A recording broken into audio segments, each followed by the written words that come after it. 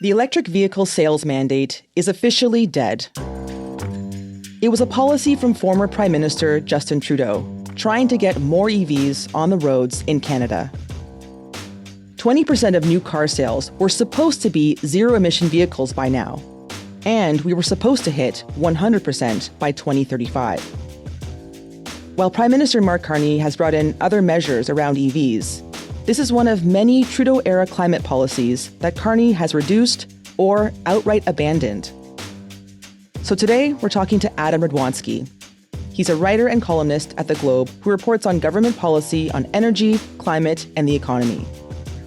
He'll tell us why this EV mandate failed, what's replacing it, and what it says about Carney's approach to climate policies. I'm Cheryl Sutherland, and this is The Decibel from The Globe and Mail. Hi, Adam. Thanks so much for coming on the show. Great to be back, and I'll apologize in advance that my voice is kind of shot getting over a cold the last couple of days, so sorry about that if it sounds rough. Well, thank you so much for making the time, and especially under these conditions, so thank you. So to start, can you remind me of this policy that's been scrapped, the zero emissions vehicle mandate? What was it? This is a policy that was put in place under Justin Trudeau with the idea of ensuring essentially that there is an appealing supply of electric vehicles available to Canadian consumers, and that automakers are under some degree of pressure to actually sell those. It essentially starts from the premise that absent this, the automakers weren't doing enough to sell them here. And so they needed to not only provide a greater supply of them total, but a greater variety, greater marketing, all of that stuff. And the way the government thought this would achieve that would be by setting sales requirements, essentially. This was something that was supposed to effectively require automakers to make EVs account for a growing share of their total sales. So starting in 2026, that was supposed to be 20% of all new vehicle sales in Canada would be electric, or at least zero emissions, but that effectively means electric, building up until ultimately by 2030 it would be 60%, and by 2035 it would be 100%. It didn't mean exactly that, it would be illegal to sell other forms of vehicles here. There was a whole system of credit trading between different companies, if some sold more and some sold less and all of that. But the general idea was that over that period, this would nudge them to make the sales consistently go up. Right, yeah. So more electric vehicle sales, and then in turn, more electric vehicles on the road. Can you explain what these auto credits are and how they work? The idea under the EV standard was that companies would earn credits for selling EVs, as well as investing in charging infrastructure, but let's not get bogged down in that. If they exceeded their requirements, they would be able to sell credits to companies that were not meeting their requirements. So the idea was that it would provide extra incentive to sell them, and effectively you could monetize your sales further. Oh, okay. Why did they bring in this mandate in the first place? Like, what was it trying to accomplish? The mandate was, of course, part of the Trudeau government's general climate agenda, and, one of many different regulatory policies they brought in. And, the broad goal, of course, was to hit Canada's national emissions targets.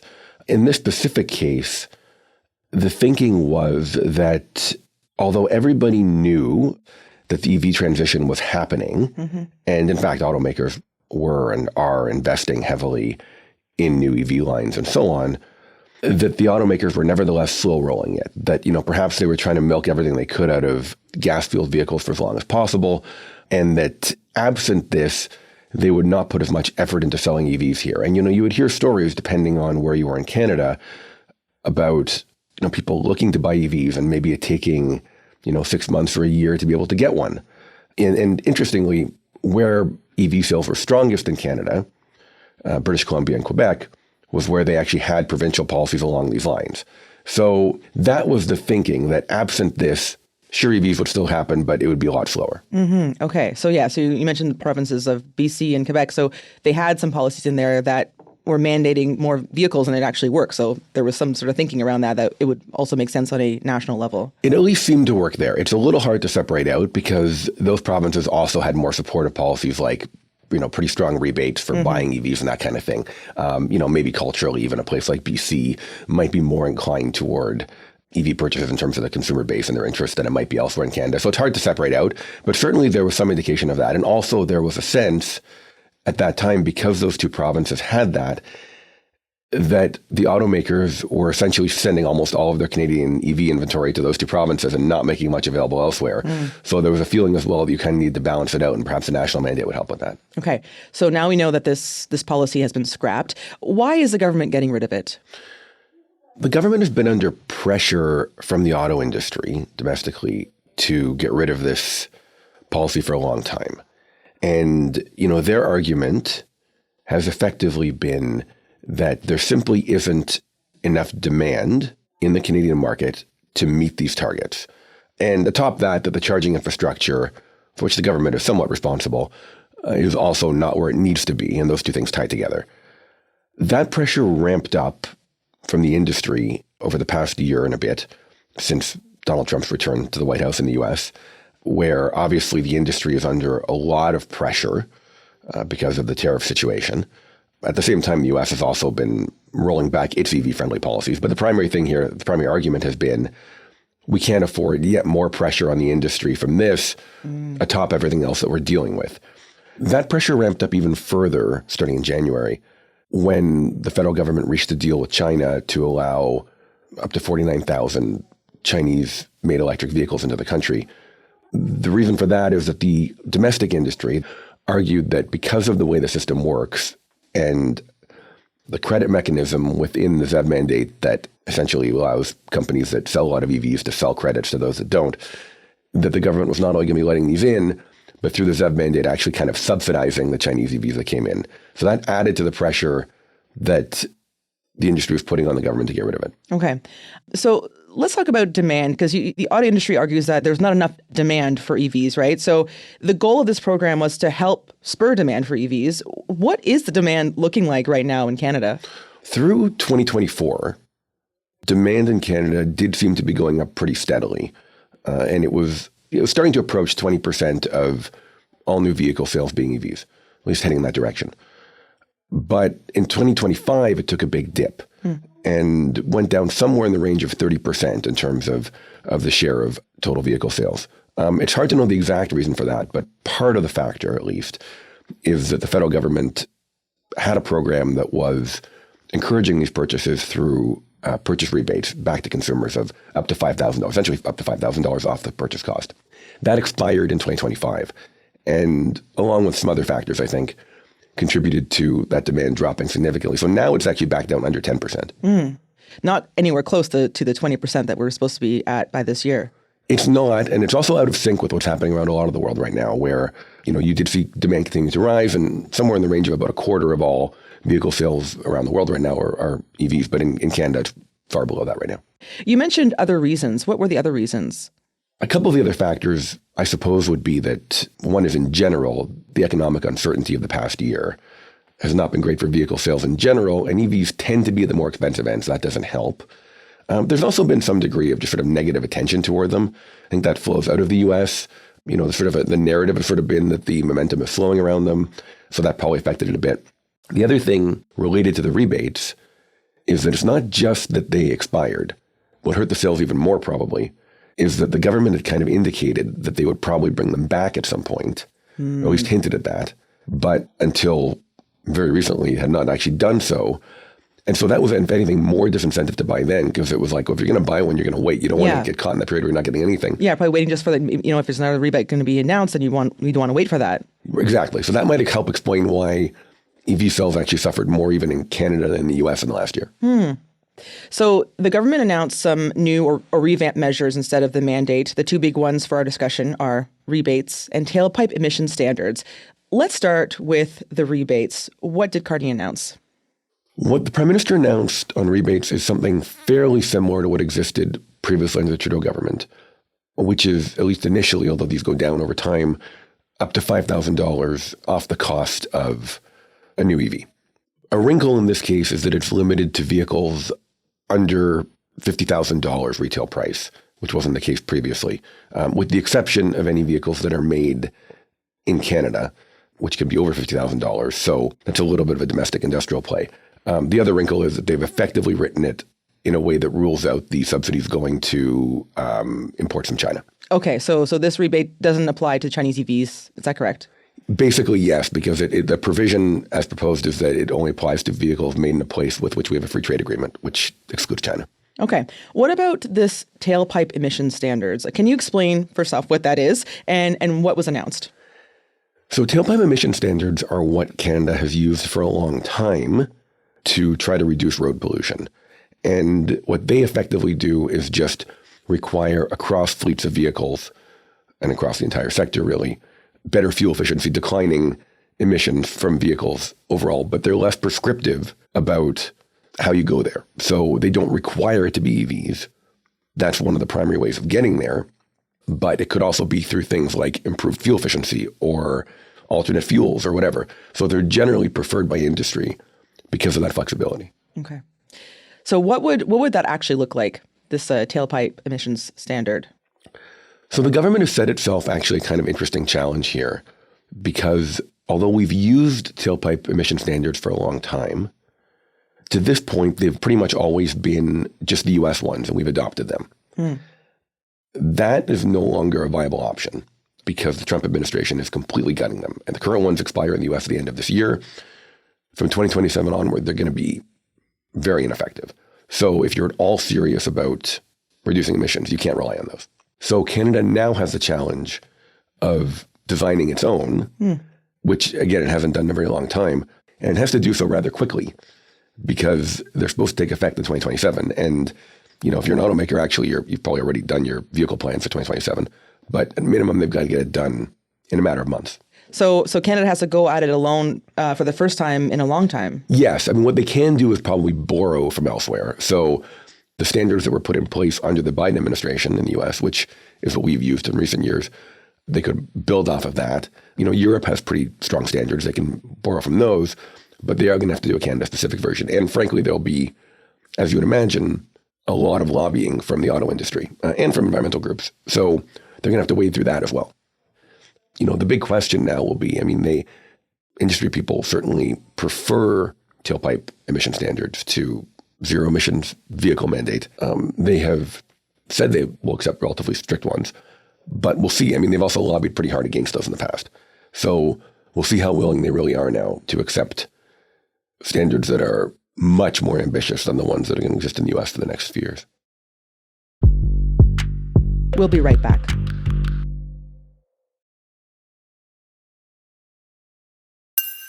So the government now has a goal of having 75% EV sales by 2035. Previously, it was a mandate of 100% by 2035. How significant is this change? It's significant because, first of all, it's not just that it's a lower target. It's that it's not as prescriptive. And there are other ways that the companies could get there. And we also don't know yet how stringent it'll really be. That's their aim. But again, there's going to be months of lobbying now from the industry to try to soften it a bit. So it's definitely not going to be as stringent as before. It's not going to be insignificant, but it certainly won't require the shift to happen as quickly as previously. Right.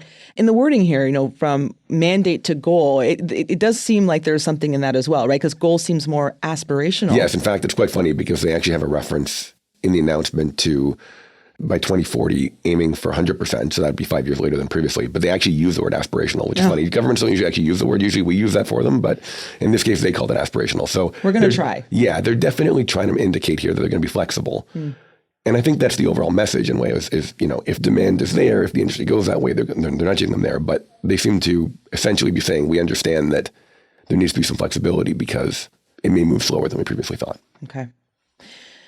So the goal of having 100% EV sales by 2035 was a significant climate policy for Justin Trudeau. What does it say to you that it's now gone?